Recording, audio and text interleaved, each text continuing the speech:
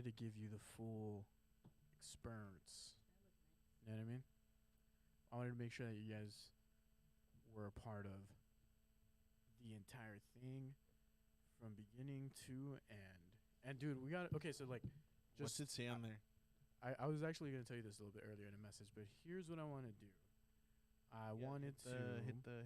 We're gonna open with the record LFS, everything about that. We'll chop it up about what's it saying on there. This creative community here. We'll get into all of that. What LFS represents, and then we got a treat for you guys, and we're gonna pivot. Into we have an error on the road. No. Yeah. An error.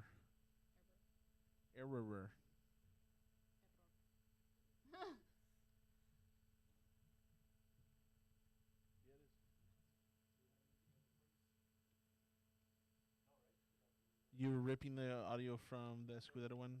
Yeah, then that's it.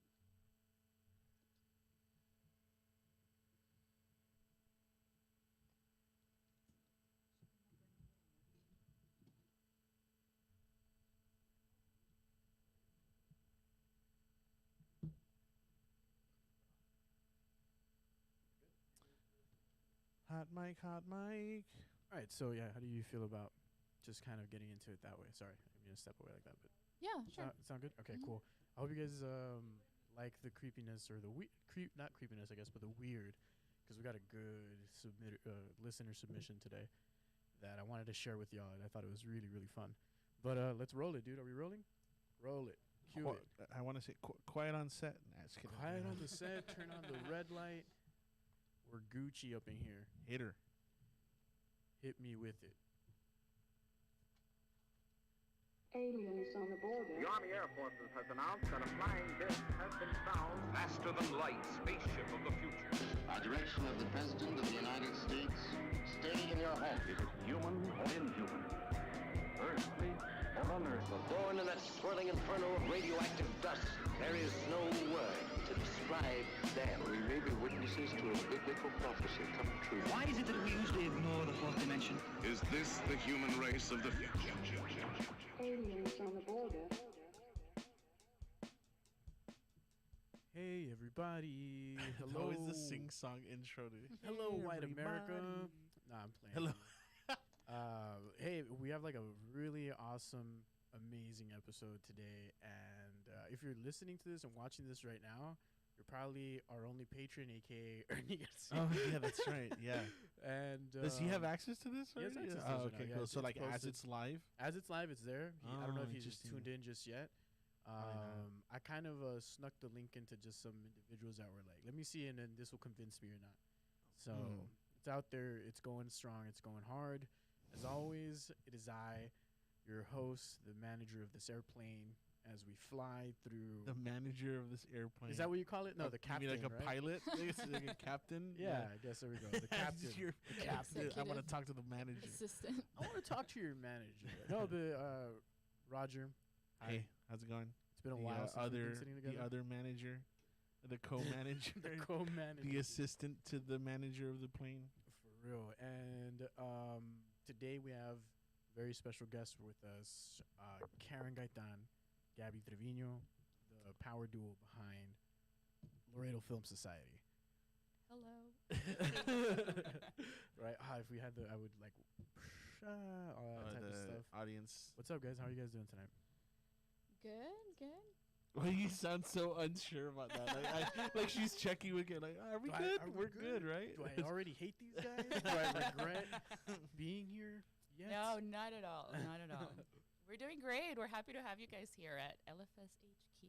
Right. So, for those of you guys that you don't know, and this is like breaking news, right? It's the first episode. Breaking news. Yeah. So this is intermittently the headquarters for Aliens on the Border for the foreseeable future, with a very interesting thing coming to y'all. So just please make sure you are locked into Laredo Film Society social media, locked into our social media, because there's a couple of exciting announcements that are coming your way, guys. But let's talk a little bit about LFS. Let's like jump right into it, right? So what can you guys tell me about LFS? Let's pretend that I don't know anything, right? That would be So, I don't. do you like movies? I love movies. Do you like hanging out with your friends? I love hanging out with my friends. Well, LFS is a place where you can do both. You can. I'm sold. There you go. Where do I sign up? Well, so we're an organization that basically started by a bunch of people who were going to the movies a lot and were dissatisfied with the options presented by local movie theaters. We wanted a place to hang out with like-minded people and discuss and, just talk shop about our favorite movies. And it just so happened that the team behind LFS works in production. So we were like, hey, it would be amazing if we had an organization or just some type of group where we could do this. So a couple of Facebook message boards popped up, and they generated enough interest that we're like, hey, let's start a nonprofit. So in February of 2018, we filed our paperwork with the Texas Comptroller, and LFS was born. And were you two the masterminds that came together behind this, or? Yes. No, I'm just kidding. No, yes, we were. But I think starting a nonprofit was not the number one goal that we had. It was to do something else, right? Well, yeah, I remember we met. So we had that Facebook post, and then a week later, you and I met up for breakfast at Bolillos on Saunders. But it started as a Facebook group. Yeah, with just close friends. Hey, let's try and do this.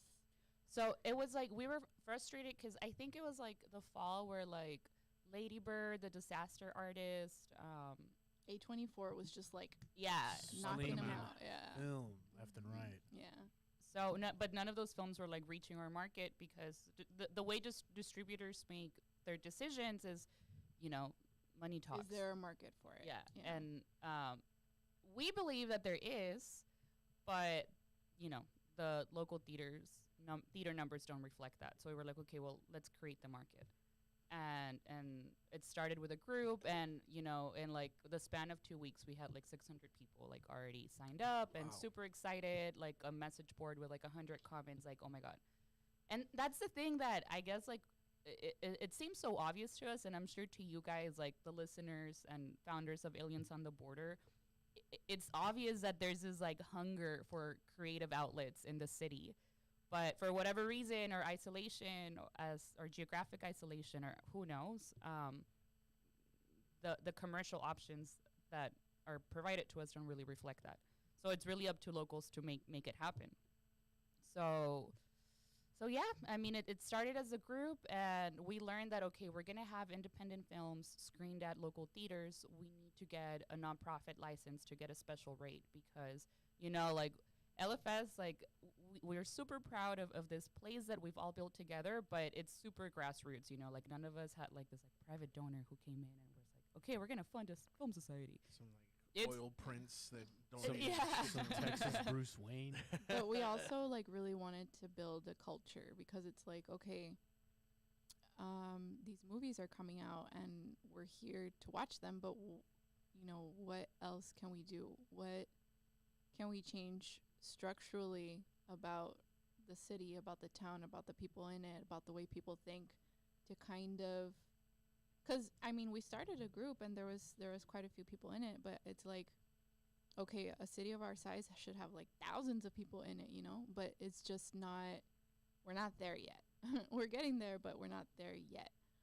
So how can we kind of build it up for future generations to have, more of a film culture to grow up with?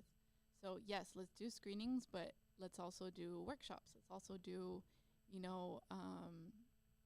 screenings of old movies that are not in theaters. Let's bring in speakers. Let's do our ideas were endless. So we thought, the nonprofit route was the way to go. And so that's how you guys eventually pivoted to the nonprofit, was just kind of okay, we've got all these ideas and let's just make it happen, right? That's more or less what it. Yeah. I in college had to do an internship, of course, like all college students. And I interned at Austin Film Society. So I told God, and I was like, oh, this is kind of how they did it over there. So basically, we just copied everything. I got a tour of Austin Film Society by proxy because I was checking out in the same area. I was invited to tour Rooster Teeth. Oh yeah, in the same area, so they're like right next to each other. They should like a giant like place of like on hangars. East 51st Street, yeah. Yeah, there's a bunch of hangars there and stuff, and all these little hangars have like workshops for like sets, all their equipment. They have like broadcasting rooms and that kind of stuff. It's crazy. That's the kind of stuff I'd like to see here too. I mean, this is kind of the start of it, right? Well, it's cool because I mean, Austin didn't really have a film industry going until they really worked for it with just like a small group of individuals. The Austin Film Society started with just like it was like a professor and a student who was Richard Linklater, and like they just watched movies, and then like it became bigger and bigger and bigger, and then like the city got involved, and like the Austin studios where they do Rooster Teeth and Austin Film Society, it was an old airport hangar. So it's like it wasn't even built to be a studio. It was they recycled the building and turned it into a studio for movies, and now it's like old school. Looking at now with all the like new studios they have, and they're building a new one outside city limits for more productions, bigger productions that are coming. I think HBO and Netflix are moving into town. Oh wow, damn! Yeah, I mean everything's been moving to Austin, right? Yeah, right. Yeah, big, but it's just like goes to show like California. It starts off small, but it could be like change an entire generation. I mean, kind of like talking to the that same point. Like, is that like your outlook for like Laredo? Is that something that you'd like to start having productions move in and have like so a big highlight on this spot? Because a lot of the people that we talk to, especially that are like involved in like the industry in different areas, will always say the same thing about Laredo, that it's like a hot spot that obviously that often gets ignored. Is that something that you feel like you're like kind of gearing LFS to? Hell fucking yeah. That's what we're here for. Yeah, I mean, I think, well, what a lot of people don't know about how Gabby, Lizette, and I met Liz. Shout out to her girl, Liz, Rizu X, by her EP. She's also one of the founding members of the organization, and the three of us met on a film set. So it was an independent production that was coming in from Houston. And they specifically picked Laredo as its main city, as its main location because of its architecture. Because a lot of it looks like Mexico, but it also looks like the United States. So it was an immigration film that was supposed to take place on both sides, and it was like the perfect place where that could happen. Right. So that was really cool because like the independent artist philosophy is like you figure out a way to make it happen, and then you do. So a lot of us kind of were inspired by that and continued a friendship after, and we have seen that wasn't the only film that it's not the only production where that could be possible. So yes, I mean, from earlier plans, we have this like really cool map that we wanna. It's like our inspiration, and it's like what do we call it? Like the border Bermuda Triangle, and it's like shows like Laredo, Brownsville, Monterrey, or even like Laredo, Monterrey, Saltillo. And this like sweet spot of like northern Mexico and southern Texas is a definitely untapped region. So, we're trying to do our part. How did you even? So you guys both work in the production of films, as you guys stated, right? So where did that even come from? Like, what was, I guess, like the first movie that roped you into falling in love with just film and everything related to it? Yeah, that is a good question. But growing up, or like in high school, is when I kind of started getting more into like movies and stuff. My like dad would lend me his Blockbuster card, and I would. Back then, you would be able to like write in what you wanted them to like order for you to rent, which like doesn't make sense. Like they probably spent a lot of money. But one of the first directors I like really fell in love with was Michel Gundry. And the movie of his that made me love movies is The Science of Sleep. And then the movie of his that made me want to make movies is Be Kind Rewind. I don't Fucking know. good movie too. Yeah. Yeah, both are really good. Dang, Yeah. those are that was like unlocking memories. I forgot about those films actually. But yeah, I remember watching both of them and being like, oh hey, this is like kind of like a quirky kind of film. What I guess aesthetic, if anything.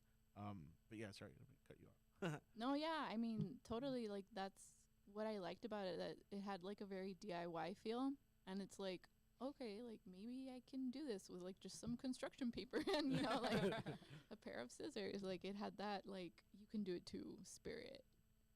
What about for you, Karen? For me, it wasn't. I don't think I grew up with like an artistic background or anything that like really propelled me. But when I was little, I mean, I think one of like my favorite experiences was like going to the movies and like seeing the credits and this kind of like ritual that is like going to the movies that always like stuck with me. And when I was in 5th grade, I remember my family had just moved to Laredo, and we would always road trip. We were brand new to the city, and we would road trip from Laredo to McAllen, which is where most of my family lived.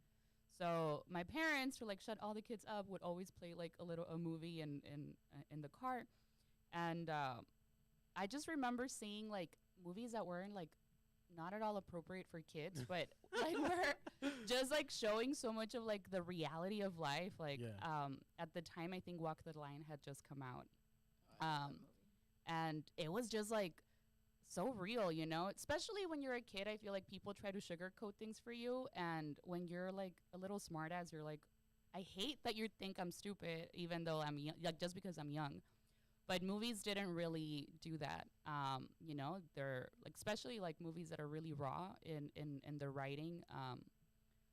But yeah, I mean that was, but that's not the only movie. It was just like a collection of experiences where I got to reflect and feel like this is really the only medium that is showing reality in like nuanced ways and not like, like shoving it down your throat. I mean, now there are some movies that do that, but that's where I kind of had the realization and was like, this is something I wanna do.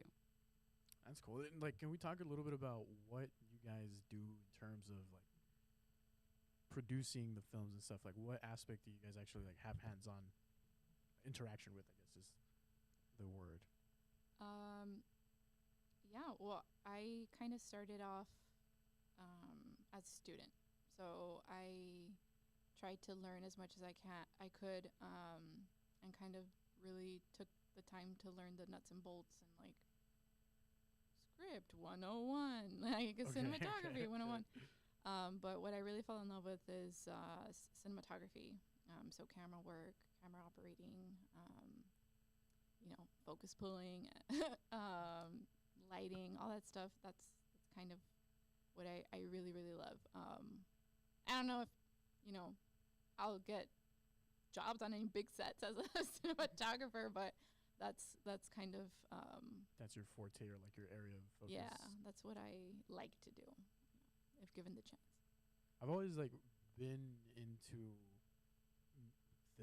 films and filming as a kid.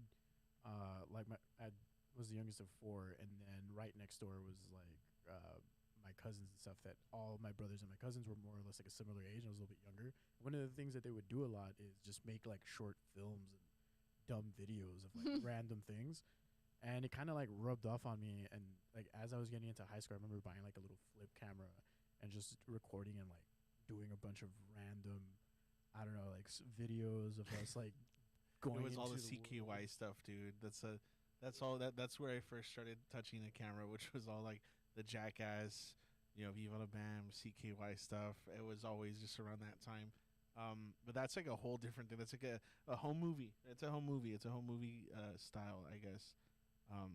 But yeah, sorry. No, and like for me, like one of the movies, I guess films or movies, whatever you want to call it, that kind of influenced me to, not that I'm like a film producer or maker, but like it's definitely like if I had like high aspirations, it would likely be like in that realm. Like it's always been like movies, filmmaking, and like music. Like those are like what if I had like super high aspirations, like areas that I would go into.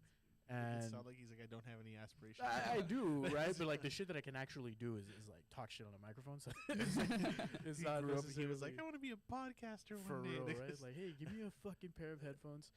No, so fuck, where was I going with this? I lost my train of thought.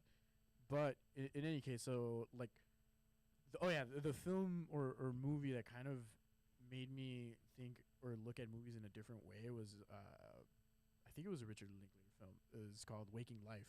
Oh, And I saw that like in 5th grade, and then it just changed my perspective on gosh, 5th grade. Dude, yeah, right? Like, what the fuck? It was a very weird time in my life because around the same time, I stumbled across that, which if you guys haven't seen Waking Life, it's like a mind fuck, and it's just visually really fucking badass. And then at the same time, I was introduced to music like the Mars Volta and stuff like that. So it was also like the music aspect of it also went in like a crazy, I don't know, crazy direction. And that just made me like, it left such an impression on me that I was like, dude, I want to do that, to be able to like tell an amazing story and like just transfer that emotion to someone, you know, like the way that I felt, to be able to capture that and actually you just convey that. unlocked a memory.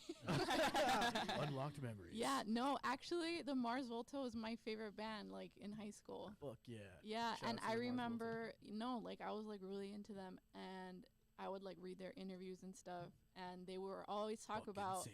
how they were like super into movies, and like that's like the main thing. That was like their main inspiration behind their music, and I just thought that was like super interesting. So like whatever movie they would talk about, I would like look it up and like, you know.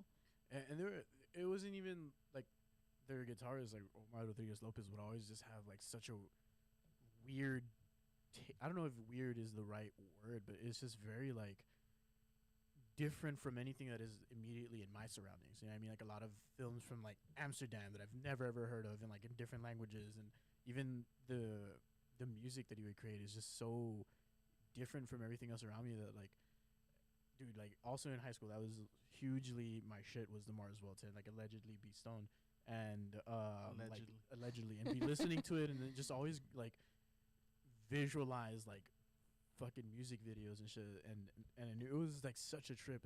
It's great, and I miss like the feeling of that. Is like right now I feel like I'm so entrenched in just fuck, like gotta do this X, Y, and Z, right? You kind of lose the appreciation for it. Yeah, a bit. it's hard to let your mind take a trip and like imagine. Yeah, imagination. I think everybody kind of has like that like one film that really like kind of breaks through and gets you that like big, I guess, appreciation for film. I want to talk about yours. I know like mine just off the bat, because it was something that I feel when I first watched it. I was like in 6th grade, and it completely changed my perspective on how I was watching movies.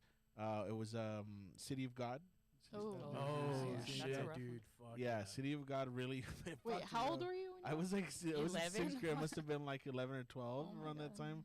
And that one really, that one stemmed off into like all these like little films that are like, you know, you've got City of God led me to like movies like Boondock Saints and Donnie Darko Saints. And you know all those like different little like indie cult films, like dark stuff. Yeah, and I think it really, I mean, I could credit like Donnie Darko for really affecting like my music taste as well, because that led me into like, oh, I gotta listen to all this older stuff now too, shit. And I was just like, that really transformed, I think, like I guess like in my formative years, it really transformed how I was gonna lead into like the kind of music I was listening to and that kind of stuff. Kind of the same as like a band would in the other way. What about you guys?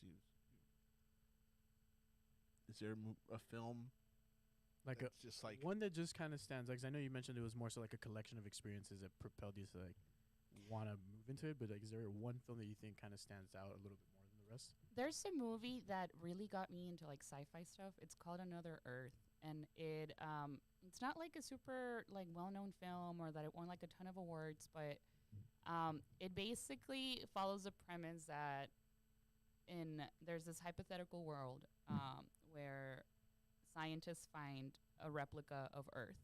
Basically, like an alternate reality becomes known to the present reality. So that's basically, that's not the main premise, but it follows the story of a girl who's like an MIT graduate, but then one day she's celebrating with her friends that she got into one of the best colleges and drives home drunk and kills a family. So because of that, that's not a spoiler. It happens in like the first scene of the movie. But then her entire life is like affected by that. And as her experience unravels, there's this like hope of like another dimension, another world where like the same you, the same family exists, but that maybe made different decisions. And I think I don't think my childhood was very much like I'm a nerdy kid, so I was always like reading, or I was always like super into like arguing and debating. So that film led me into thinking about philosophy, which is what I ended up studying in college. And if I could say like I don't really like that question of like what movie changed your life, because it's like, well, it's not so simple. It's not such a straight answer, but that movie definitely impacted just the way I think about existential questions. And I think it's funny how like even just the topic of the movie that you're mentioning and all the themes that kind of made, or rather brought into your life, are like very much so now like the mainstream. You know what I mean? Like, so it went from that kind of being fringe to now that's like the thing that mostly like the biggest like series that you can think of, or movies have like some sort of attachment to those ideas. It's pretty fucking wild, I think. I feel like here we go again with the 2012 theory. Right, so like back in 2012, Large Hadron Collider went on. We're gonna go right into it. We're gonna jump right into it. Have you heard this at all? At any point about the 2012 theory? No. So okay, cool. It'll be fun. Brief explanation on it. The world ended in 2012. Here's how. That's the nuts and bolts. Yeah, that's in a nutshell. But so there's this scientific research facility in Sweden. Yes. Okay. I don't know. Whatever. Some Nordic nation, right? They have a particle accelerator, a huge particle accelerator, where they crash atoms into each other, and they try to recreate the very beginning of the God particle. The Big Bang, you ever heard that? All of that. Just nothing like that? No? Okay. Well, we fired it up for the first time in 2012. Yeah. And some people believe that we created what was the God particle, which was like, photographed or whatever, which is supposed to be like the very building block of like the universe. Yeah. So it's in that realm. Like some people think, some physicists think that because we created that and even saw it for like a brief second, maybe even nanosecond, that one particle is heavy enough to have created a black hole on Earth, and we just don't realize it yet because of we're at the event weird horizon. Yeah, we're at event horizon. Time dilation, all this stuff. So like a lot of crazy. It's a lot of theory. crazy stuff. Yeah, we've gathered this from like 10 hours worth of like YouTube videos. And it goes with like that like Mayan calendar thing. Well, it lined up with that. Yeah. It was That's actually the same weekend that it happened. For real. Yeah. It's and shit has gotten weirder and weirder every year since then, if I don't say so myself. I don't know. Actually, that's kind of weird because like I always reflect on 2012 like as a lot of people say that's the last time anything felt normal. So that's what they put on there. So I don't know. It's I feel like we were taking a peek behind the simulation, and then it was just like, oh, we're in the simulation. So let's just have fun with it. Donald Trump's president now, and now we got a corpse for a president. Kidding. But anyways, I digress. Right, I just the whole point of that tangent was, the weird sci-fi stuff just becoming mainstream normal. as fuck. Yeah. Have you guys watched Archive 81? No. Those are good Netflix. Yeah, series. like if you guys get the out. time, get it's the time. based on a podcast, which is crazy, right? Like that's Midnight Gospel. Yes. Yes. Oh, I like that one. Yeah, Midnight Gospel was good. I love the last episode. It made me cry. Yeah. Did it really? Wait, no. I'm thinking of a different one. Which one were you thinking about? The Duncan Trussell, right? No, Curly and Frequency. Yeah. Oh shit! Never mind. Very similar. Very similar. Yeah, because they have like Curly and Frequency is kind of like a what's the word? There's a word on the tip of my tongue that I forget. Weird. No. What's the word? Like. Oh dang! There's a fucking word for it. Like Black Mirror. Black Dystopia? Mirror. No, it's a collection of things that Anthology? are anthology. It's an anthology series similar to that. That this are not still on necessarily. Those are connected cool with because you don't have to you can watch anyone. Yeah, any it's one just to episode. pick up and play. Yeah, I Yeah. really like that. Real quick, last season of Black Mirror, garbage. But anyways, I haven't seen it. Love, and robots. Love, death, and robots, or something like that. What is that Oh called? yeah, That was a really good I one want to too. watch That's that show. Animated. Yeah. that one's better than the last season of Black The, Mirror. the whole I think. explanation of Black Mirror was like at the beginning it started off like what would happen if this technology took over our everyday lives, right? And then like the last season was like, hey, what if you could fuck your friend over some video game in virtual reality. Yeah, so it was like a really weird, switch there. Yeah. I think I Metaverse. stopped because it was a season after Bandersnatch, right? Yes, Yeah, that was okay. Bandersnatch the and then last season. I just Bandersnatch was good. Yeah, I like I Bandersnatch. watched it for like freaking 6 hours. I Did you try to get all the different Yeah. endings? Yeah. Yeah, same. The But yeah. Netflix ending was weird. That was funny. I like that, the breaking the fourth wall stuff. So Yeah, that was freaking crazy. Spoiler alert. The OA also did that too. Y'all ever watch that one? No. That one's a good one on Netflix. It kind of So the does girl that. from Another Earth comes out in OA. is she the Red blonde? Marling, yeah. Okay, right. Oh wait, what else did she come out in? She comes out in this movie with Dustin Hoffman, but it's like a political movie. It's not state. She like curly haired blonde. No. No, she's like straight hair, barely has any eyebrows, right? Yeah. She's gorgeous though. Yeah, that wasn't a jab. Is she He also likes the no one- eyebrows.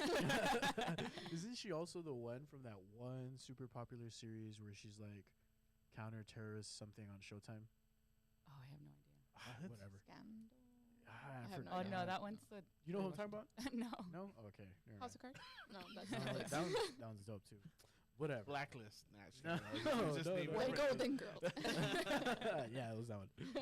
No, but so like a lot of the shit that I've been watching as of late is kind of like in that vein. Like the Archive 81 thing is cool, and I thought it was badass that like they're kind You of want to know a little synopsis of it, just the very Sure, beginning? please, Yeah, so it's yeah. like it has a there's lot to a- do with film, by the way. it's this dude who's got a job restoring old videotapes, right? And he gets contracted, I guess, by some shady dude who puts him in like a remote facility to restore tapes that were in a building fire, to try to like uncover the mystery of the fire or whatever, right? And I'm not gonna spoil it, but that's like the basis of it. But it ties into so much more than that, right? So Yeah. it's just the beginning was enough to get me like into it, and I recently finished it, and it's very good. So yeah, you gotta It's check on it out. Netflix. It's on Yes, Netflix. It's on yeah. Netflix. It's Let's Netflix add that original. to your list. Yeah. So he's trying to save tapes that are burned. Yeah, so he has a job as like somebody who restores old VHS films tapes, Yeah. old and all this films. other stuff like 30 Yeah. millimeter It's films like- and all. Like Tammy. Yeah, basically. Shout out to Tammy. Texas Archive of the Moving Image. Yeah. Oh, Sponsor okay, us. interesting. Yeah, so it's they just he works on that, and then the sci-fi bit of it is that there may be some stuff on this tape that somehow relates to him, and he has no idea why. So that's kind of the hook of it. Yeah, it's pretty legit. That's awesome. good. If you guys like, let's say they're like, here is an unlimited budget to create the film that you want. What would it be? It would be a series. It would be like a Westworld meets Game of Thrones in the border, but following like City Hall and Gordiloca. I would Can you watch it imagine already. worlds I would watch colliding? the shit out of that. idea. Just Gordiloca going like a la verga, and then Dude. her face opens up. Holy But like shit! in a Game of Thrones like costume. As she's like having sex with her uncle or She something. flies Just send you the picture on when a we get there. dragon. That's fucking crazy. That was good, Dude, dude. no kidding though. All the City Hall drama is like inspiration for an epic. You can't write that shit. You can't fucking write that. I know. can't I make wish that I up. was more informed. Sadly, I mean, You just watch La Gordiloca live streams. Yeah. she's La out here Gordiloca sponsors. "Dude, a la I verga, want to this get her on, fucking on an councilman." episode, man. We've I been wanna trying get to her- reach we've out been to trying her. to reach out to her. Maybe We'll maybe start- now that we're like in sexy 4K or whatever, she'll be like, Sexy 4K. she'll be like, shout out. Did I ever tell Maybe the we're story? going the opposite way. Maybe we should be recording this on a phone, dude. Right? That's what Oh, we should be dude, let's doing. set up like phone cameras now. You know what? Tear the fucking In cameras. vertical. You know what? Use our iPhones. Nightcrawler. You're Aliens on the fine. border. Yeah, just kidding. Android. Shout out to Andrew and the whole production team. And the whole production team. Age. yeah. Shout out. Angel, dude. And real quick, shameless plug because it's our fucking show. I'm kidding. So we're going to very aggressive. Very aggressive. I'm sorry. I just like talking about this gets. I know, right? That's what gets everybody. No, I did that too. 100% all the time. What were you gonna say? I'm sorry. I'm sorry. I keep going off track. The next installment of Fourth Dimension Fridays is just gonna be amazing, and there's like some fun stuff that's coming up on that. And shout out to Angel. That's all I want to say. But anyways, right. So what about you? What would you make? Definitely a period piece because that's expensive for some reason. So like historical. Oh. Yeah. I like the Jovita Ibar story or like there. Do you guys know who Sergei Eisenstein is? No. He's like a Soviet filmmaker from the 30s who did like communist films. Okay. He's like if you go to film school or like a film class or whatever, he's like definitely one of the filmmakers that are super talked about. He made Battleship Potemkin, which is like he made October and ¿qué más? Que Viva Mexico, which was never released. Well, okay, so Make Que Viva Mexico, which is like a surrealist masterpiece, and because he was in Mexico shooting that film, he had to come to the United States to like renew his visa and stuff like that. So he would pass through Laredo and he would stay at the Hamilton Hotel. Oh shit. Yeah. So like back then, that was like the spot. There might have been planes, but I mean, they were probably made of paper and people didn't really use them. So like, obviously he would travel by car and like there's actually a movie. I thought of this idea and then I saw that a movie existed about Eisenstein spending time in Guanajuato. But yeah, so I would want to make a movie about Eisenstein's time in Laredo. And he was an artist and he has like drawings of the bullfights in Nuevo Laredo. And do they still do those anymore? No, right? It's not a thing anymore. I don't know. I think the stadium still exists. Because that's like an unlocked memory for me. I like vaguely remember going to like something like a that bullfight? as a kid. Yeah. Damn, really? I never know one of those. Yeah, I don't know if I'm making up a memory now, but like I feel like I definitely invented memory. The Mandela effect. Dude, 100%. So, yeah. We just said 100% at the same time. Oh, did we? Oh, that would be mine. Yeah. That sounds pretty cool. Yeah. What would you make, Roger? I Have you ever thought about it? I was thinking about this the whole time. I'm like, I don't know. Aliens on the border. I would really just. I mean, I'm really super into the like counterculture stuff, and I feel like there's not. Right, so we worked on Static Age magazine for a minute, right? And that was all supposed to be about that. Like Gabe from Por Vida has a lot of insight, knows a lot of weird people, and kind of wanted to talk about that. Like I wanted to continue exploring like the weird, seedy underbelly stuff of like Laredo. So I'd probably get killed doing it, which is fine. It would make it much more interesting, I think. But I do want to like just kind of explore that. I would like to. I remember this like one guy. There's a guy here who like nobody really talks about. I don't know his name either, but he has like a private like part of land like in central Laredo that is all like he just custom builds choppers, like bikes. Who is this? Yeah, he custom builds bikes. This is not COVID, by the way, just post nasal drip. I have allergies. So he custom builds bikes and he sells them to like high profile like celebrities and all that kind of stuff. And he does it like just here. He's got like a random junkyard that he builds them in. And Gabe was telling me about him, and we were gonna meet him just before like all of the Static Age stuff shut down. But he's got like this whole like thing. And there's a lot of individuals that we don't really talk about or know or like have like some sort of platform to talk if they wanted to, that are here in Laredo, that just kind of do that. I've got I mean he's an artist, and he just recently had this is somebody else. He recently had an exhibit here, George Lopez, no relation to the comic, right? But he's also like really interesting. I feel we were supposed to have him on an episode last week, but he's like a really good friend of mine, and there's a lot of stuff about him that like, I didn't know, and I started talking to him a little bit more. Like one thing, he did this little like art. He did this thing where he was just kind of like stuck at home for a really long time, so he started drawing like art on like postcards and just sending them out to people. And he would just ask them to send back an address of like one of their friends so he could send them another piece of art. So that's how he kind of started spreading things out.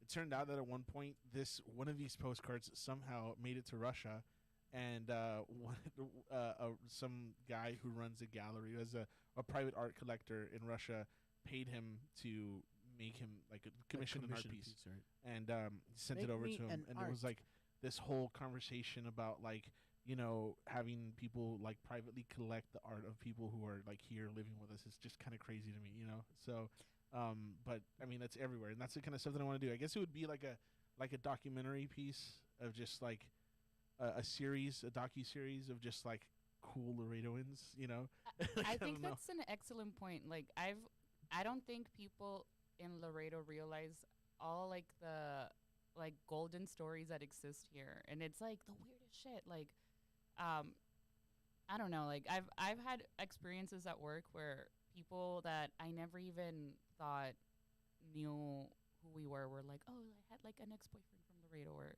just like we're everywhere, man. Like, and we end up going weird. to Yeah, it's weird. Like even like I only just found out like not that long ago, because I used to sell cameras for Sony, and I was there's like this couple that came in from Spain that was just like, oh, we're here for the birds, and I was like, what the fuck does that mean?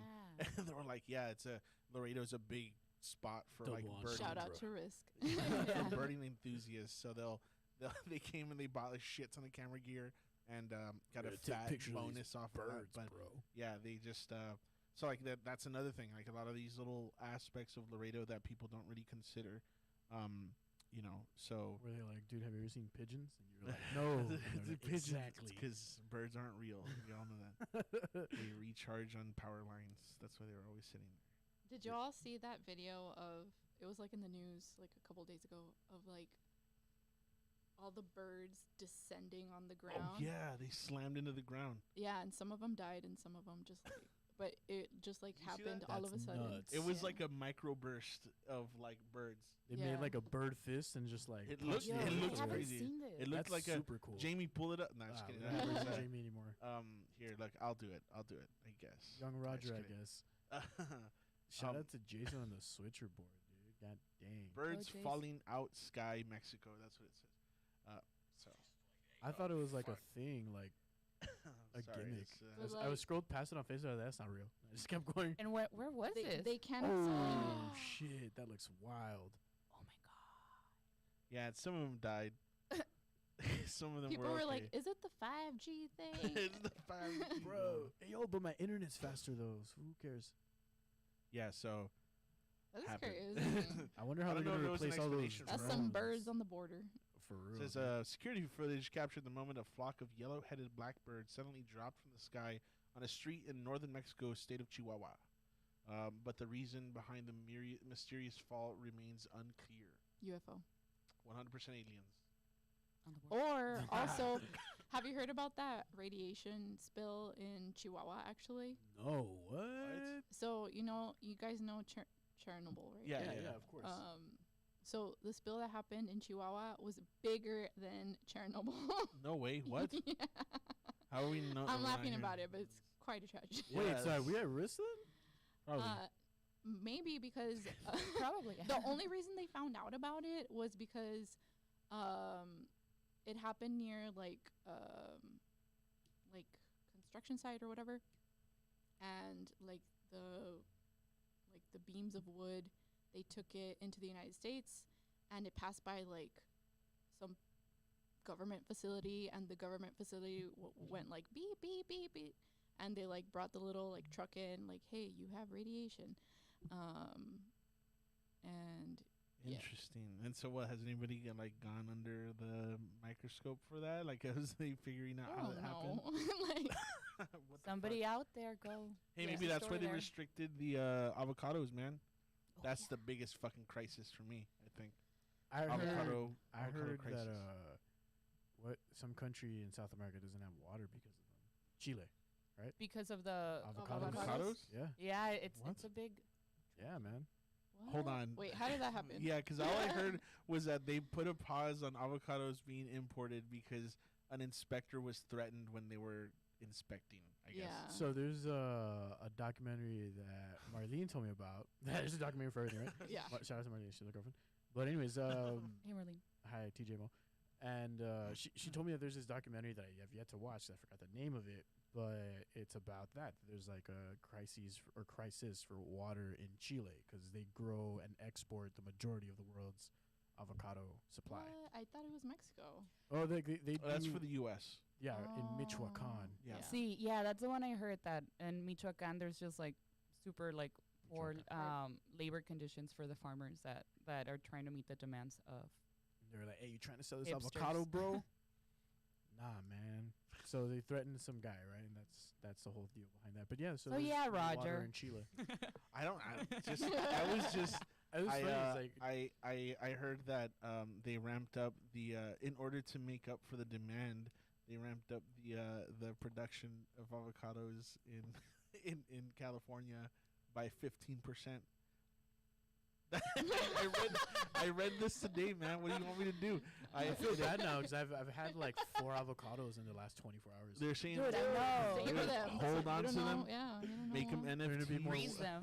This nah. This is Go my to- NFT avocado. Yeah, dude. They were saying in this article that I read, it said a majority of households right now, we think, have a lot of avocados left over from the Super Bowl, and so they're saying that they're expecting, since the production is like 85% from each Michoacan or whatever, that it's supposed to go down like really bad, like the supply, and the prices are gonna go up. So stock up on avocados, y'all. Dang. And All get your, ready to throw hands for that creamy goodness in your sandwich. all your cousins from Laredo are going to be like, just sending you like Snapchat. For real. Aquí Could tenemos- just go across and get some, right? They'll probably hike up the prices over there though too. Grow You your can't own cross them. avocados. You can't You know cross it takes like 17 years to get like a matured avocado tree. I don't the know. I'm not fuck? a. You can give it to your children. But I think that would be better. But you can't you- cross avocados, right? No. Yeah, that's right, because of the seed. Yeah. Yeah. Why? Why? Because of the seed. What does it do? I don't know, You but can't plant them over here because Yeah, Yo, like 'cause I've it tried might be to like germinate the seed and like I'm like, this is invasive. insane, dude. How do we do this? Invasive species, maybe. yeah. They. By the way, you know what? I just unlocked memory right now. Do you remember that whole thing about how we were getting packets of seeds? From China. Yes. Do you What? remember what Yeah. happened with that? Packets I of don't know. There were some fucking So- packets in the midst of the COVID. Like right, yeah, it, yeah. it initially, one of our friends got some too. No? Yeah, dude. Oh, you know, Seeds for Danny, what? Danny, Maldonado. Maldonado from Real Man. You know, Taciturno. shout out Yeah. to Danny. Yeah. Right. Well, he got some seeds. Duh. And he was like, dude, I was just talking about this on the podcast with y'all. He's like, should I plant them? And I'm like, dude, the CDC dude. and or what was it? The FBI was like, don't plant these seeds. Yeah, dude. I don't know called what they him are like, "Hey, or man, whatever. We're your local FBI homies, and I It's suggest rat you don't poop. plant them. Nah, but that happened. It was like big seeds. They looked like they were covered in cloth, and they were just, nobody. I guess they didn't identify the plants or whatever. But also they were to getting them one of since. the stripes, like on the by the United Oh, South yeah. campus, the newer one on that side. Like they got some package from China that it was an anthrax scare. They got like biohazard teams and everything out. Like literally right There's at the a beginning lot of the weird stuff that pandemic. was happening that year. I don't know. It's What? just very People were How do getting we know it's random from China? because literally I'm like the tired label of would China just being have. blamed for everything. I like Chinese. It was like I mean, the they've fucking already package they said already from made the China. virus, you Like know, it's hey, dude, it's your friendly neighborhood China. Just You're- checking in. just plant these. Don't ask what they are. Yeah, dude. I'm just gonna stop. But No, anyways. but so, like, aside from that, like, people that I know were just getting random merch from China. too. Merch? Yeah. merch. Like- see, they were being cool too. I want some of that. They were just like like From my China with homie that love. was here just a bit ago, Picasso. I don't know where he went, but he, like, Damn, we're losing viewers. Yeah, in dude, real right. time, dude. Live audience. they're like, nah, dude, we're good, thank you guys. No, so like people were getting, I think, like his mom's house got some package of like some random merch, and we were like, what the hell is this even? I forgot if it was like glasses or something, but like in almost like in bulk, and it was just like again on the label it was just like, you know, Chinese characters. Oh yeah, that's right. That was Justin. It's from Shein. Both also Oh, okay. also yeah, like also Justin, Picasso, and then recently my mom got like a random necklace. And I'm like, who's out here? Who's Like, sending all these treats? Amazon. like, don't wear that shit. I don't know where it comes from. The necklace. It It's a might have some tracker. fucking, and then you know, whatever. That's just weird. A lot of weird shit has been going on throughout the pandemic. You know, y'all hear about those monkeys? Oh my Just- god. Okay, we talked about this. Are we gonna get back on some subject or something? Yeah, because I still haven't answered what I would do with like an unlimited film. Okay, budget. well, is this gonna be about monkeys or like what's? No. What would you Seeds? do Yeah, if what would you I had do? unlimited budget? I would Expose the Eat the deep Chinese state. seeds and then get your stomach. right. Yeah, I would eat the Chinese seeds and make a documentary about it. See what happens. Like Super Size Me, but like Chinese. You start Yeah, fucking dude. transforming like District 9 and shit. We'll just start learning Mandarin. Did you I just don't know. change? Oh. Wardrobe change. Come on. Wardrobe change. On camera. What would I do? I actually had the answer to this question as everybody was answering, and then I just forgot. I would do. I would definitely do something like centered around Laredo. Maybe a kind of like a sci-fi suspense thriller, psychological thriller about. And this is I'm kind of borrowing from a lot of different areas, but I would want to tell the story of a person that thinks that they're getting brujeria'd on. Oh, okay. Brujería. I don't know how to. They're She getting said brujeria'd. on or whatever. Which done? Yeah, witched on. They're getting bewitched. There we go. That's the word. Oh. Bewitched. I don't know. And I would call it the brujas or something. No, but that would be like where I would want to shoot it. It just kind of give it like a That's cool. yeah, you know. Like I think that'd be interesting just to kind of dissect the psychology behind like that belief structure, and then is it real? Is it not real? Dude, I would want to find out how much like curanderos make. Like, are there stats of like Are the they economy? recording this? of- Are they getting taxed They on send these services? their tax return to the IRS. They're taxed spiritually, dude. You know what I mean? That's true, dude. Yeah. That's true. Hey, I would I recently got my cards read. That was cool. On an episode. on an live, episode. yeah, Hey, yeah. Oh. she's one of our very close collaborators and Shout friends. out. Shout Yeah. out Shout out Liz. to Queen. Yeah, we were Queen supposed to Liz. have Rizu on that too. Also, she's a bro. movie star. Did you guys know that? No, what? She didn't mention this. Is she really? There's That's a lot of fucking things awesome. you don't know about her. Oh, okay. Well, we'll leave that up for the next episode. I She guess. comes out what's in up, 2 Liz? You movies didn't tell us now. everything. Yeah, maybe she was just too focused on the cards at that time. The Right. heart of the cards, man. Heart of the cards. Speaking He's of an ethereal being for sure. That's a cool word. I really like the word ethereal. ethereal, same. I like ethereal. So like, okay, so kind of transitioning and getting back to the topic of like movies and film. Like how good are Marvel movies? Or do you hate them? Dude, you I hate or do you haven't love seen Marvel a Marvel movie in a long time. Damn. Okay, so the reason I'm saying this is because like obviously like a big thing, and it's not really like a film snob thing or anything like that. I really think it is a legitimate conversation, but like. You know, Scorsese not too long ago was like they're fucking trash, and I don't know what. And He didn't really say it like that, but it was like like in his own words. paraphrase. And I Fucking guess in, like garbage. what in yeah, he said it like that. What the fuck? Where's the gabagool? Where is the spaghetti? It's no spaghetti in any of these Yeah, movies. and so he he's No he did- Joe Pesci. no, Wolverine. all right, dude. All right, chill the fuck out. He had to charge up that fucking accent. So, yeah, I had to remember how to do it. but yeah, Scorsese did recently come on and not on the podcast, but I mean That would be cool. on We'll work on it. He did, yeah, eventually. He was like, he said something about it not being like real film, right? Yeah. He didn't agree with it. I think he equated it to like theme parks, and I'm like, yeah, that sounds right. I mean, I don't go to Marvel movies expecting them to be like giant. Intellectual Yeah. I stimulation. don't expect to get out and be like, my life has changed, except Spider-Man. Spider-Man was, but Which part? No Way Home. Yeah, fucking killer.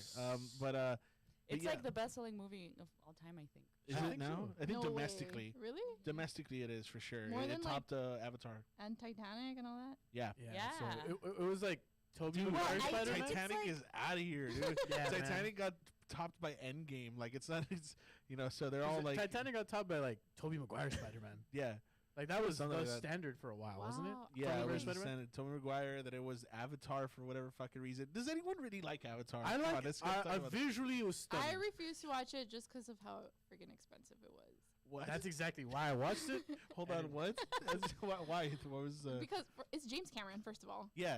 And it's like, bro, did you really need to spend all that money? Like, you could have, like, ended hunger and, like, poverty, like, on the same bill with what you spent on, like, blue cat people. Having sex. And Damn. also, it gave people depression? Like, what? Did it really? Because they were like, I What's will the never. good that came from Avatar is what Amazing. Avatar visual. 2. It's coming out soon. It's been in production for like 17 years or something. I don't Let know. me say this: this Avatar was the first Blu-ray movie that I ever bought, and at the time, I was like a junior or a senior in high school. My parents had just gotten this bitchin' ass Sony TV, Oh, the okay. Bravia XBR. It was amazing, and then Yeah. like. Group of friends came over.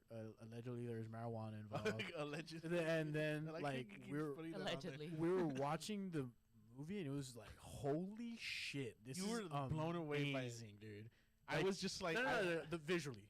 Yeah. The movie, I felt like I was Okay, watching okay. like a revamped version of Pocahontas. that's fair. Yeah. But like, I don't remember Pocahontas fucking trees with her ponytail, but it was somewhere there. and fucking her John Smith with her ponytail and yeah. shit. But it felt like that. I was like, Pocahontas didn't have a ponytail, first of all. no, that's why exactly my Exactly. point. But yeah, I thought visually it was like a very dope movie, and then I was also very confused at the theater when I was like, where the fuck is Aang? The whole like for the first 20, you 30 thought it was minutes that of that Avatar. movie, I Like, was it like, had plot holes. no, I'm just saying like, where the You thought it fuck was is Avatar: The Last Last Airbender, The last Airbender. term. which was also it came out very close to that time. Horrible It movie, was dude. awful. It was It was so M. bad, it Night was good. Shyamalan just shitting on everyone's M. childhood. Night It was, Shyamalaya, dude. M. Night Shyamalan did that? Yeah. yes, for Oh, his wow. for his kid or something. And he was like, "I fuck up your animated His series." least that you really favorite love." kid. His kid was like, I don't know, like, Dad, I really like Avatar, and he's like, let me fuck it up for you. Better not like it anymore. Yeah, no, but okay. So back on the discussion, Yeah, right? what were we talking about before? we went off that? I was saying about Marvel Marvel movies. movies, right? Oh, okay. So, Oh, so yeah. a lot of people have come out in the defense of Marvel movies, saying that like, oh yeah, well they're like big, cultural pieces or whatever, or they're very like iconic for the times. And I don't know what. Like, okay, sure, I do think there's like, it definitely has that theme park value, right? Yeah. Like, I'll go excited as shit for a movie. And some of them I'll go for like, all right, like I'm gonna watch it just because I'm already like 17 movies in. I might as well. I'm invested. I need to know what Yeah. happens. All the TV shows too. I've watched all of them, so except for Hawkeye, which whatever. Yeah, But dude. and I also slept at the Black Widow movie, Horrible movie. and I could have done without the Captain Marvel movie too. I don't know, There's whatever. so many. Yeah, there's a shit ton, and there's more. So like But wait, Doctor Strange is there's coming more. out. Yeah, Doctor Strange. But that one. looks pretty legit. I Okay, lie. we're getting off topic. Yeah, we are. Right, so Sorry. what is your like take on that? Do you feel real cinema? Is it like just We're keeping it real. Remember? Yeah, we are keeping it real. That's the title of the episode. Yeah. Oh, for us? Yeah. They're gonna shut it down. Oh shit. Infringement. Yeah, for other. What is it called? Intellectual property. Intellectual prop. I think like Martin Scorsese can say whatever he wants, right? Because Fair, he's Martin yeah. Scorsese. But I mean, if people enjoy it, like that's what movies are, to watch. Yeah, I think they're like the last. I don't know if it's a Marvel movie. I think it is. It's the Shanghai and the Ten Rings. That one's pretty dope. Yeah. Yeah, I liked it, but I think they're good in the sense that like all of the technology and all of the team it takes to like make a movie like that. Yeah, those are like production. Yeah, and like they're not fucking around. Like they're so like easily dismiss it as like trash. I think is I don't. You know how many indie movies are trash? Yeah. A lot, Several. yeah. Several. But also a lot of indie movies are good. Yeah. Yes. But like to say like, oh, Marvel movies suck, like all There's the more that other are movies worse. that exactly. Yeah. More that are worse. Yeah. I do think like the point that they were trying or that he was trying to make too, and I think a lot of people that were like echoing that sentiment as well were focused on the fact that it takes up so much of the box office now, like a shit ton. I think that's the value I see in that critique that okay, well, we need to have like a diverse palette of like not only watch Marvel movies and like, which is kind of like what started LFS and what started the group. It's like the only options available are these like huge blockbusters, which like there's nothing wrong with them.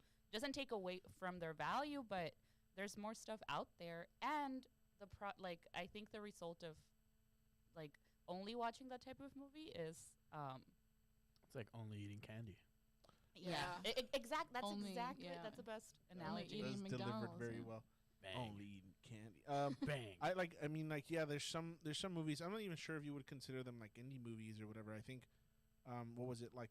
The ones that I didn't see here in theaters that I wanted to see was like Lamb, Antler, or Antlers. Right. I saw the preview to Lamb and I was conflicted. There was only like one showing for the Lighthouse, and so like I ran to go watch that. Because it was one. in black and white. So I was like, I gotta be there. This fucking guy. You know what he does? So there's hang on.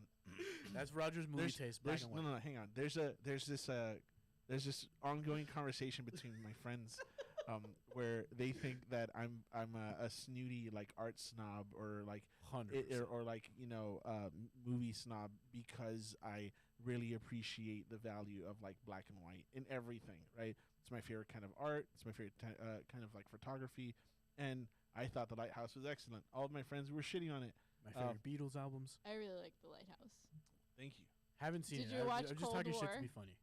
Cold War? No, I didn't. It also came out that same year, and it's black and white. Cool, I'll watch it. Make sure you watch it, dude. I'll make sure I watch it. Make I sure think you watch in that time I was really like torn between all of the different movies that were coming out, which was like was it 1917? 1917. Yeah. 1917 came out, and then so did The Lighthouse, kind of the same. So I watched 1917, and then I went straight to the other like theater to watch The Lighthouse, which was actually at Cinemark, not at Alamo. It was at Yeah. it was weird. Cinemark gets Wasn't more. Alamo like already shut down at that point? No, not at the time It when I did, watched and then it. it came back. Yeah, It's back now, right? Thank fucking God. yeah. But it came back for like a month during the pandemic, and then they shut down again. I And then recall. they came back. I recently watched Twilight. For the first time? For the first time. Yeah, my girlfriend was very adamant about me going. No, okay, that's not fair. She wasn't very adamant, but she was Enthused. she was kind of like egging me on to watch it with her, whether that be on Netflix or whether we go watch it. So they had this like brunch event for Twilight, and I thought it was fucking ridiculous, dude. I was like, I don't know, I get it, I get it because it was It's it a was big fun in the. movie to watch because it's so bad. I was good. I was laughing at it the whole time, and like my girlfriend was kind of upset a little bit because she was like very excited about it. But the moment the vampires started playing baseball, I was like, okay, I'm done. Muse in the background. You ready to do this? Yeah, I was like, as soon as that happened, I was like, I remember I was like drinking like something, and then they were just like, oh, we only play. You can't even get to this. We only play baseball when there's a storm coming in. She's like, why? Then she's just like, he's like, you'll see, and then it's like, whatever the fuck's going on, and then then they fucking hit the ball, and it's like that sound, and it cracked me the fuck up, and then the other the other vampires show up, and they're just like, can we play? I was out, dude. I was so checked out at that point. And so my girlfriend's just like, just enjoy it, dude. I was like, dude, I'm enjoying it for a different reason. But I'm enjoying it. But I'm enjoying it. And Were you Team Edward or Team Jacob? I haven't gone to that part yet, dude. Okay. I only finished the first one. I mean, So Doesn't they're not trying to beat like each other. They're not to beefing. Yeah, they're not beefing yet. I just remember there's like at the end, the prom scene or whatever, where he's like, "I'll be watching you" or whatever the fuck, right? Or Jacob's just there, standing goofy as shit, With his like long hair. He's just Where like, you been, Loca? yeah, he's just so fucking.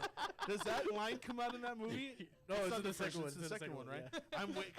I'm waiting You're for waiting that for shit. it, I'm waiting for that shit. Please go watch it again, and then we'll update like on whatever But episode. we're getting way off topic here. What's your favorite genre? That's good. Like Twilight would be young adult, right? Nah, it'd be garbage. Nah, come on. It's JK. What would Twilight be? yeah, it's young adult, right? That's for And, like That's the book. The book. He's just going based off of the book now. Romance. Yeah, rom-com. camp. It's not very calm. Are you sure? Have you watched it? That's true. Kind of inadvertently rom-com, right? I'm kidding. But I would say, I guess, like, it's like a romance movie, right? Mhm. Yeah. It's I really like coming of age. Coming Coming of Age Stand is By Me. good. Yeah. I think Gold standard. like Gold City of standard, right? God. You think? City of God's coming of age film. 100%. But Y like, Tu Mamá También. Ooh, Fuck, dude, that's hell my yeah. one of my favorites. Yeah, is that considered an indie film? that was it like a yeah? Yeah. Hell yeah. There's one indie film that I'm gonna throw it out there, and hopefully, either y'all or anyone listening, but it's called You, Me, and Everyone We Know. Have y'all seen that one? Oh, I love that movie. It's one of my Dude, favorites. Fuck yeah, that movie's crazy. I haven't seen it in forever, but it was really good. I liked it. Is that also like coming of age? I haven't seen it. No. I mean, Wait. I mean, Like, Did Jennifer Garner come out? no. Oh, okay. No, I'm sorry. thinking of another one. I can't even recall who comes out. To be honest, I saw it Around in once. July, and it's a bunch of like unknown actors. Yeah, it came, I saw it once, and it just like stuck with me. Yeah. since Well, then. the great Agnes Barda said that your favorite movies, you can never really describe what they're about because they left an impression on you, and you can't describe it. Like, you can't put it in words. So, I think that's fair. yeah. It's a fair assessment of that. But okay, so coming of age is your genre, Karen. What about you? I don't know. Like, I like dramas. I like documentaries, but yeah, that's what I would say. Rash. Black and Let's- white. Let's stick with yes. Lighthouse. My genre. Black and white and sci-fi. If they made a black and white sci-fi film, Like all the sci-fi films from like before the Yeah. 60s. yeah, I was All those sci-fi films that are in. No, the intro yeah, I song. think Plan 9 from Outer Space. I think 2001: A Space Odyssey really like fucked me up as a kid. I was just like, yeah, dude, this is my shit, and I was like really into that kind of stuff. But then my uncle introduced me to all like the classic movies. He like what was it called? Raiders of the Lost Ark. What's it called? Star Wars. All the all Empire the Strikes big, Back. all the big Revenge of the Sith. yeah, all that stuff. So I was like really into that for a while, but definitely sci-fi takes the cake. I have a lot of like movies and books that I hold very near and dear, but I'm trying to think of this. It's that and it's comedy. I really just dig a good comedy movie. I was very into the like the I don't know, like the 2010s kind of comedy, like the Pineapple Express. Yeah. Judd Apatow. Yeah, all that, right? Because it was Pineapple Express, super bad. Super bad is like. I love fuck yeah, Step Brothers. Knocked Up. Oh, Knocked Up, dude. The fucking soundtrack to that is baller. my top like favorite movies also is Shaun of the Dead and Hot Fuzz. My Yeah, whole those shit. are fucking good. But yeah, I'll probably just stick with those two. Scott Pilgrim. Scott Pilgrim. I have that one Steelbook. That was that was my first Blu-ray actually. Scott Pilgrim. Nice. Avatar's mine. I snuck in to watch Superbad on my Same. How old do you have to be to watch a rated R movie? 17. Oh, okay. So then I was 16 on my 16th birthday. I was I got, so he didn't know the kind of movie it was gonna be, but I remember we were on a debate like state trip, or it was like a summer trip, and we had just left for like the summer. We were coming back home. We stopped in Austin. It was my first time at Alamo Drafthouse. I was a junior in high school, I think. Yeah, and took us to watch Hangover. Nice. Yeah, so that was in the middle when the movie started, and all this stuff, like the very thematic stuff that was happening there, the graphic stuff that was happening. My debate coach was like, "What the fuck did I do?" Like, I'm getting fired. yeah, Little did you know. yeah, fuck. It's not. Let's not go We'd have to there. get into Yeah, that. We'd have to get into that. He was fired for something. Do your else. That was awful. research. Yeah, do your research. So for me, not that anybody asked, but I'm kidding. You know what's up. You know what's up. You know. For me, I think mine is probably like crime drama and horror. Oh yeah, let's talk horror movies. Have you Yeah. seen Bond? Bond? James Bond? Yeah, it was No. automatic as a Yeah, shaken not same stirred. on the other version. Shaken not stirred. No, I haven't. What's that? Is it horror?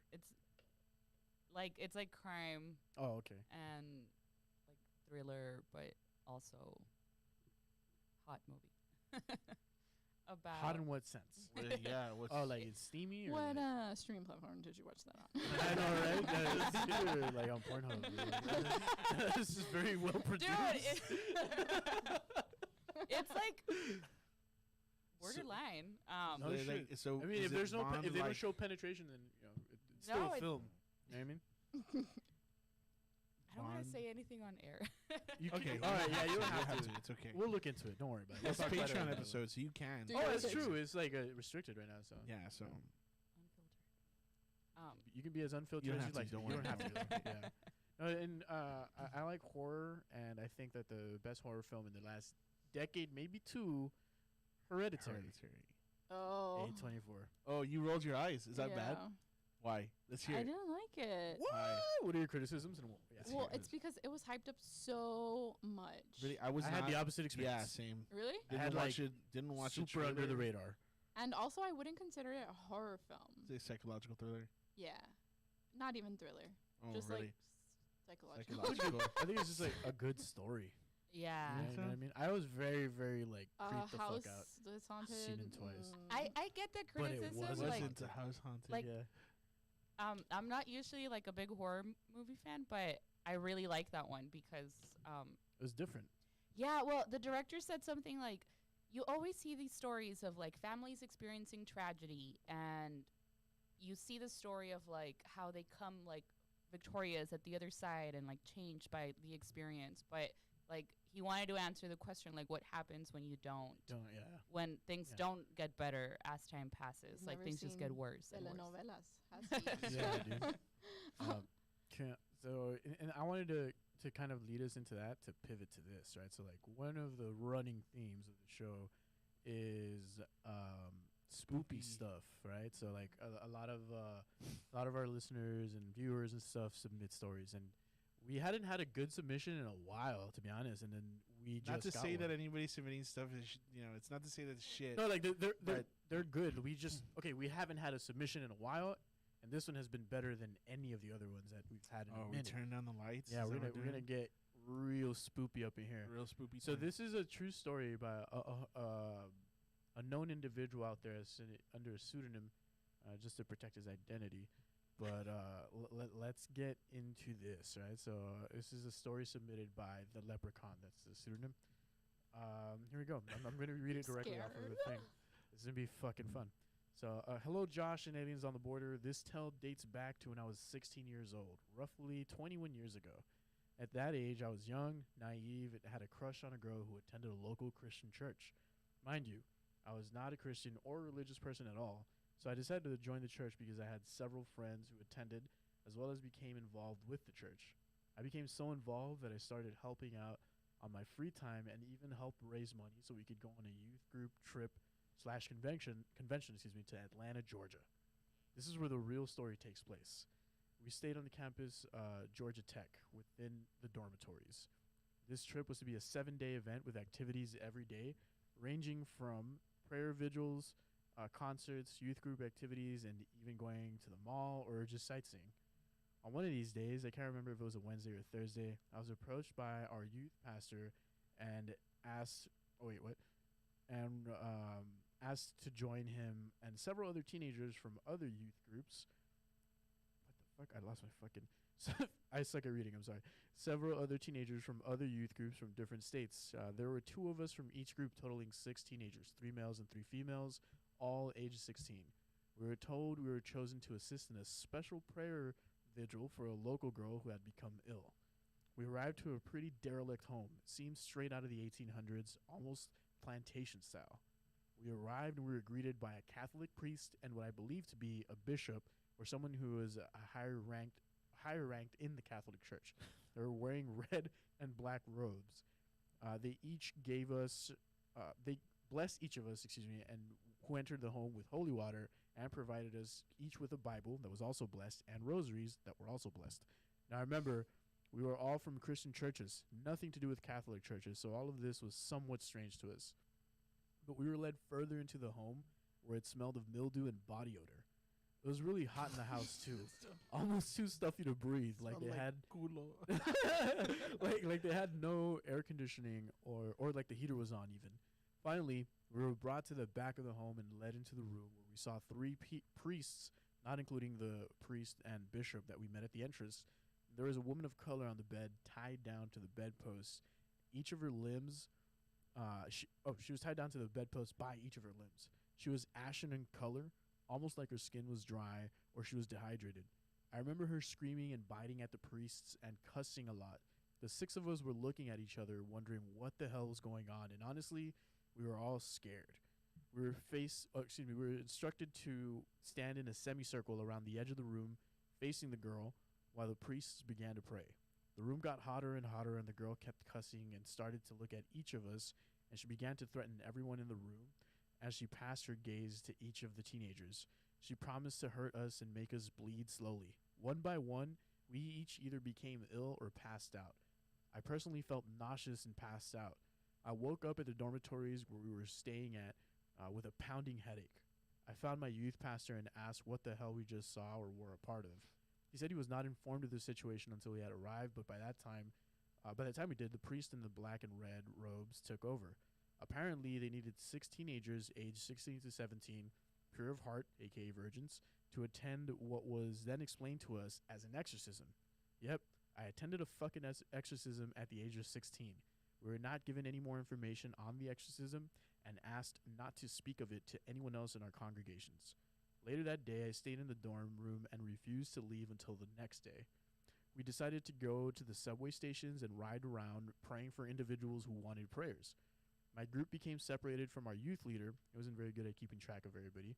And we took an extra subway station ride to another location. Of course, we were lost and decided to stick to that station waiting area and ask people if they wanted us to pray for them.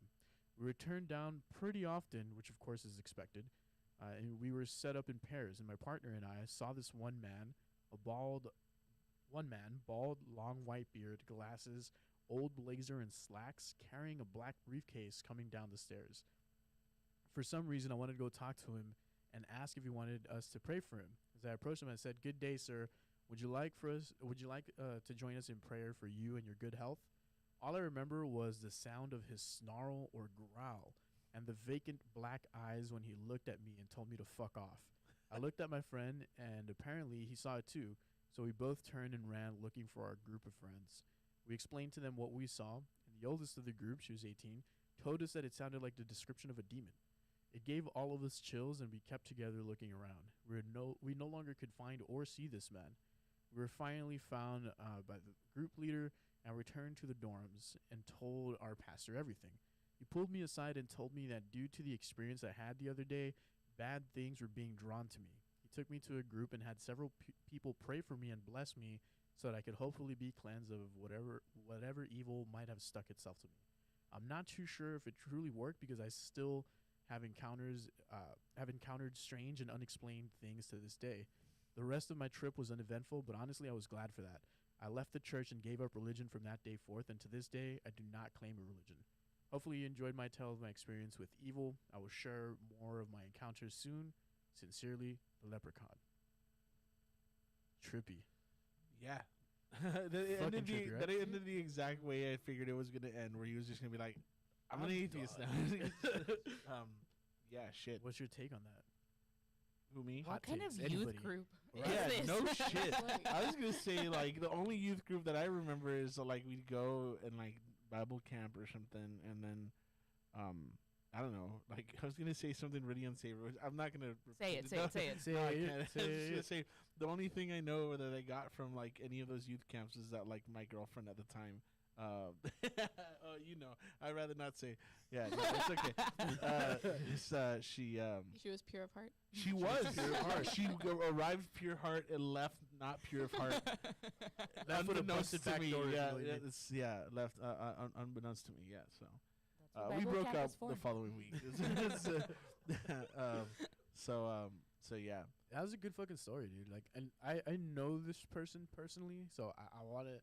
The first time he shared this with me, I was like, bro, you need to fucking, like, tell this story. He's like, I can't because of what I do for work or whatever. So he's like, I'll just send you guys submissions of that. But Pete signs. Yeah, dude.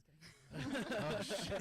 Imagine it was fucking Pete signs that send us that thing. I thought, like, from just kind of, like, going over what he thought happened, I think that they were like the explanation that I guess he came up with was like they were kind of using the other people to like draw out whatever was in that chick to like expel it or something. I don't know. He just felt used. You know what I mean? Like as part of a fucking ritual. Sue. First of all. Sue the church. Sue the demon or what? Sue the people and all that told them to go. Okay, The and then priest. like why you get to the house? It smells like mildew and shit. Why walk in? Like why you hear Why did you it stay there? Maybe you screaming? didn't want it to be like polite. Like I don't know. It's like my grandma's house doesn't smell that good. I don't walk in and go like, you know what, grandma, Peace. I'm out. I don't know what's waiting for me in the back of sees this the one. chick like tied to the bed. I mean, I would have left. I would have ran out and been like, bye. Like I don't care. Bye. Have you ever had like any experiences with like weird shit? Not- Not like exorcisms or whatever, but just that's pretty fucking extreme. I don't know many people that have had that, but like just in general. I'm a runner. Like even if it's like slightly like scary or Like the light randomly turns on, I'm fucking Yes. gone, dude. Peace. you know, fight or flight, I'm flight. Like Yeah. 100%. So maybe that's why, you know, I've saved That's myself. how you survive. You're the smart one. Just runs the fuck away. What about you, Dude. Karen? Well, for me, I remember one time I was like in 6th grade, from 6th grade going into 7th grade. And my house is set up in a way where like the living room is in one side, then where the dining room is supposed to be is where we had the computer. It's like the little office. And then the kitchen. It's kind of like an open space, and the kitchen is an island. So, you know, every summer before going back to school, we'd spend like endless hours in the computer just like chatting with my friends, and like who even knows what I was doing. And Watching Bond. Bond. Yeah, I was about to say. Genre hot. Sorry. It got too real. Sorry. Triggered. Memory unlocked. You're too quick for me. I was gonna say that.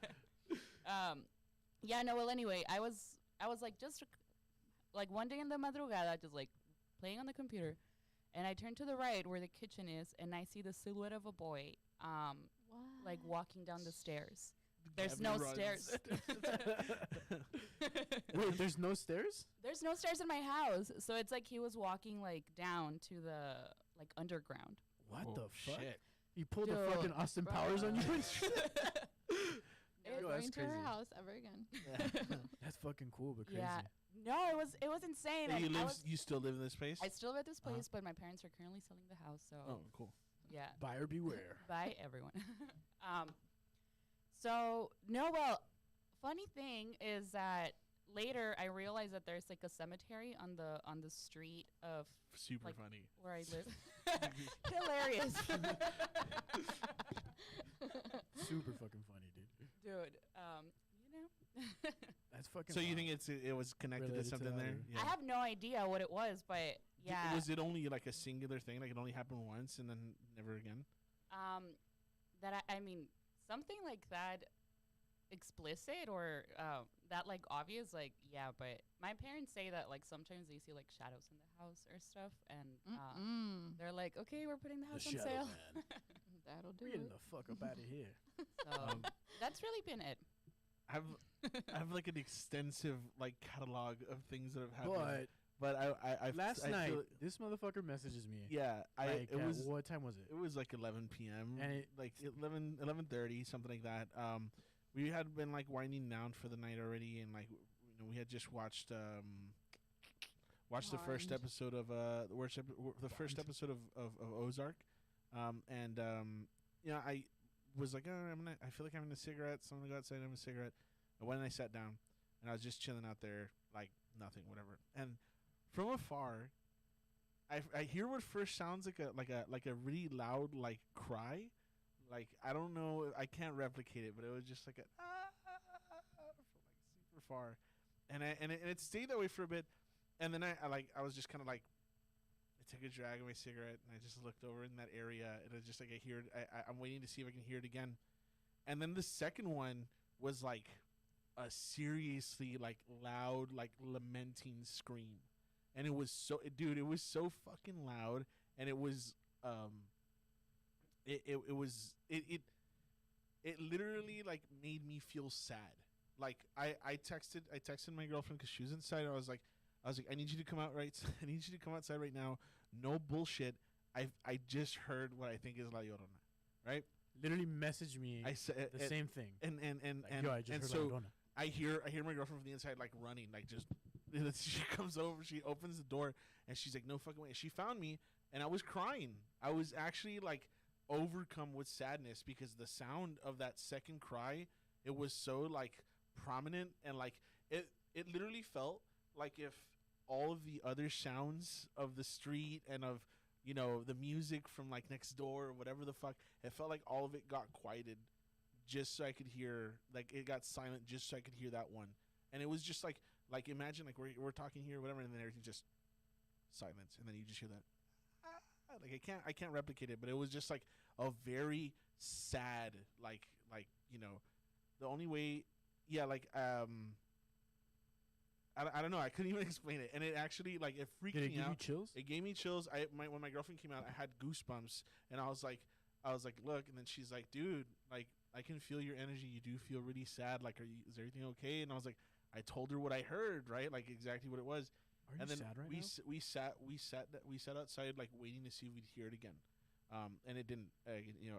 But you know, I was just kind of like, she was like, okay, well I'm gonna go inside because it's cold, and she gets up and I was like, can you just tell the dog to come out? Like, tell me go like, you know, hang out, and I just sat out there a little bit and just, you know, chilled out, and I texted him.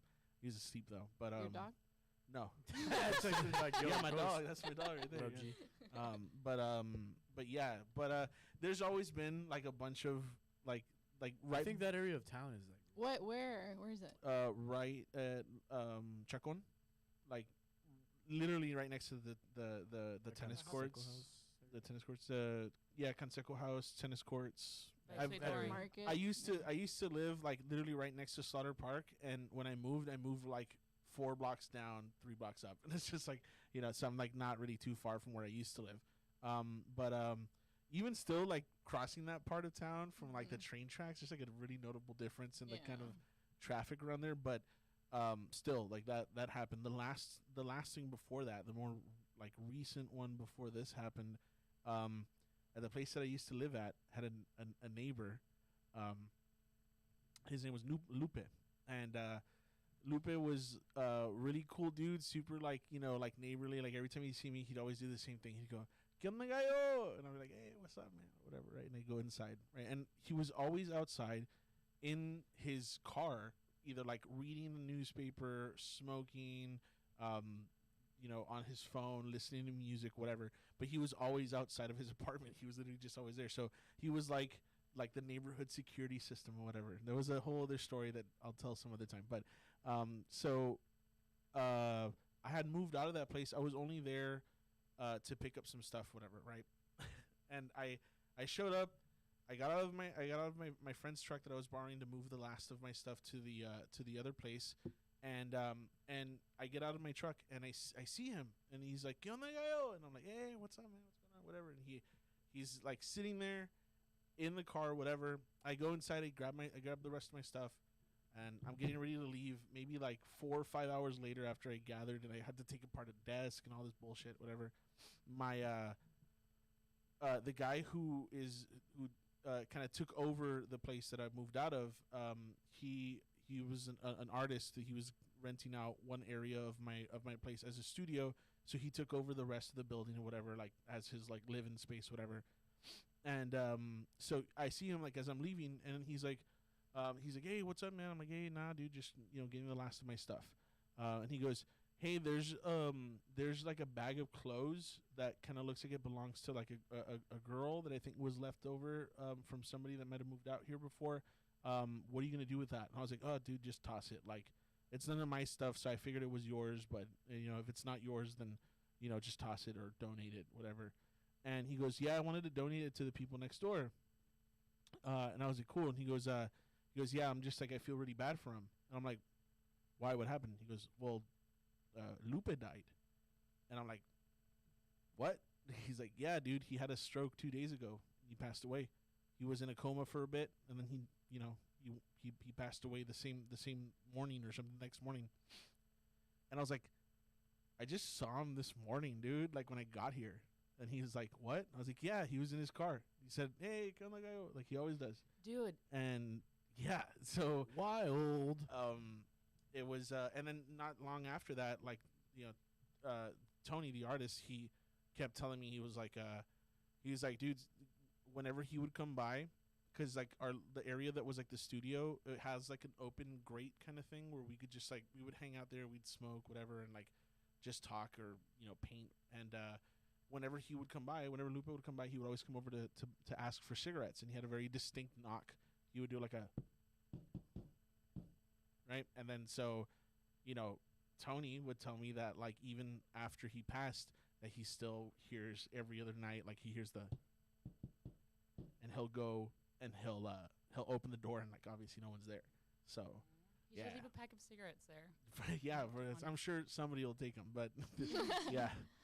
Well, I've heard that a ton. Like when people pass away, that like their spirit lingers in the places that they used to be at for like 3 days. And a similar thing happened to me, and like a close family member passed away when they were on their way to a quinceañera, and she ends up going back to her house, or no, she passes away while she's on the way to the quinceañera, and her dad is at the house. So then he hears like somebody opening the door, and he's like, oh, like, ya llegaste, mija. And he hears a response saying like, no, siempre no fui. And then closes the door. Oh, okay, está bueno. And then like an hour later, he's like, your daughter just passed away. Oh, fuck. Damn. Yeah. So it was like, heavy.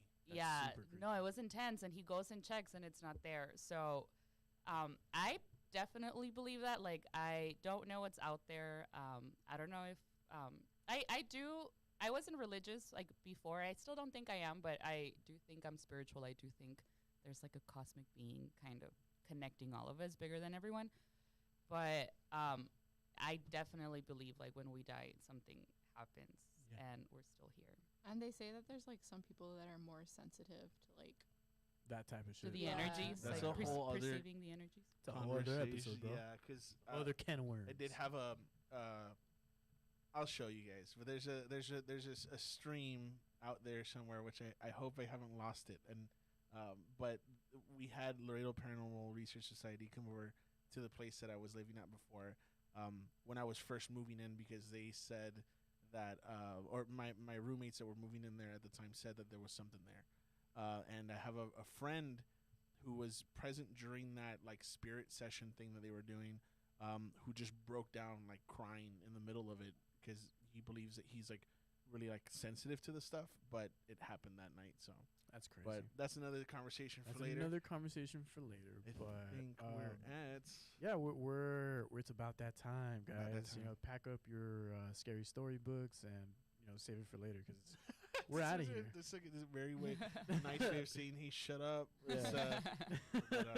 But yeah, so we are getting to the wrap point, right? Because you have to. So you go first.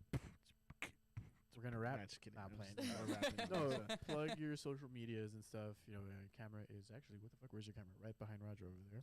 Look right in there. Let them know where they can find all of us stuff, all the stuff for y'all, for Laredo Film Society. Right. So as you can see, Aliens on the Border Right. at LFS HQ tonight, right across the historic Plaza Theater.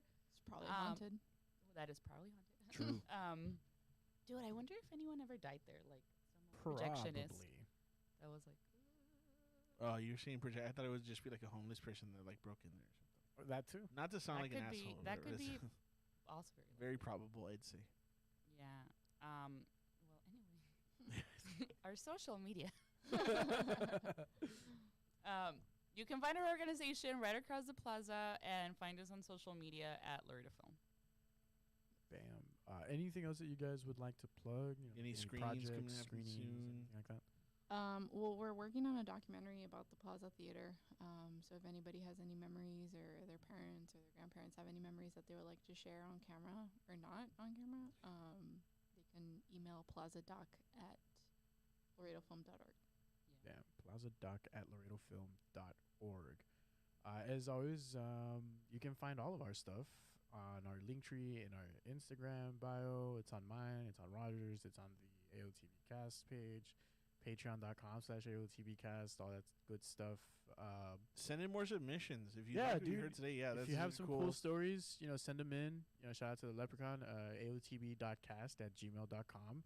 Send in your stories. We'll tell them on air. We'll talk about them. We may go even a little bit further than that, but that was a great fucking story. I really enjoyed that. Yeah. Also, we're open to sponsors. Give us your money. Yeah, dude. And AOTBcast, mic drop AOTB.cast happening at every other Thursday. Find that at the Mic Drop 956. I've got a show this Friday at Charlie Cigar Lounge. It's with Laredo Funny. Non-patrons will be hearing this, after. Yeah. After I mean, whatever. Just they happen every other weekend. Thursday, So, and we've got 40F happening March 4th. Friday. That's with Cryptid Border. Angel from Cryptid Border. So, Cryptid's on the border. it'll be a good episode. It'll be a lot of fun. Make sure y'all tune into that at Cultura Beer Garden. We'll be starting usually around like 9:30ish. Yep. So it should be cool. That's all I got. That's all that we've got. And Thanks very much to thank the Laredo you Film guys. Society for sitting in. It's Yeah, a lot for of sure. It was fun. So Hope you guys had fun. we'll do another like follow-up episode or something at some point when Yeah. we've all watched all the cool movies. All that the you cool guys shit that we were talking about, yeah. Yeah. But so shout out to ADTV for the production. Yes, Jason, our production Angel, crew. Andrew. Jason. Go check them out too on Instagram. Bye. We love you guys. Peace. Kiss, kiss. Bye. Hug, hug. Aliens on the border. The Army Air Forces has announced that a flying disc has been found. Faster than light spaceship of the future. By direction of the President of the United States, stay in your home. Is it human or inhuman? Earthly or unearthly? Born in that swirling inferno of radioactive dust, there is no word to describe them. We may be witnesses to a biblical prophecy come true. Why is it that we usually ignore the fourth dimension? Is this the human race of the future? Aliens on the border. Oh hell no, I don't fuck with Ouija boards. I'm just kidding. The story that I was